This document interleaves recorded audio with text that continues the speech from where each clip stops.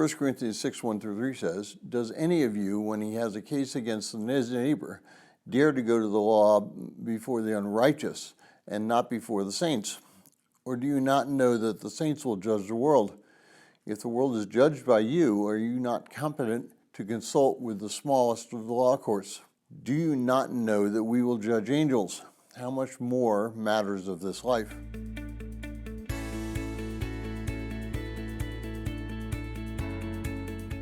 Well, if you're joining us and reading through this 6-day reading plan, today's reading is 1 Corinthians 6, and I encourage you to read that passage.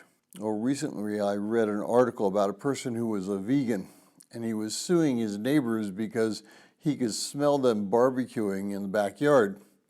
And not only that, it supposedly made him sick.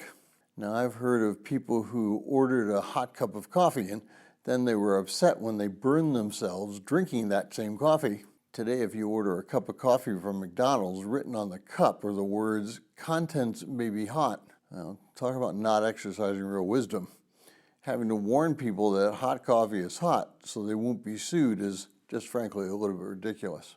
And let's look at what Christians sometimes do. They go to court and complain about other Christians.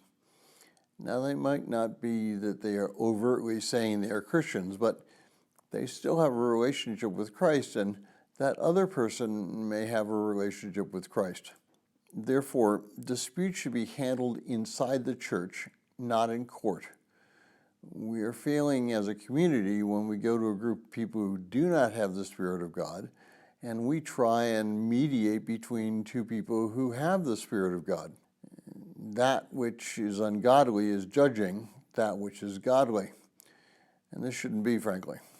To solve most problems, the two people generally just need to get together and talk. Both will find a solution to the problem if they're repentant and seek God's will. It's when their pride is hurt that they begin to rebel against the Word of God and go to Satan's domain to solve a spiritual problem. Now, that doesn't mean that there are not times when you have to go to a civil court. This is true in criminal cases, and it may also be true when you have to follow the law. For example, if someone dies without a will, the family may have to go to a probate court to get everything settled legally. But the concept is legality is not morality. If you have a problem with another believer, Matthew chapters 18, 15-17 shows you how to approach that problem and solve it.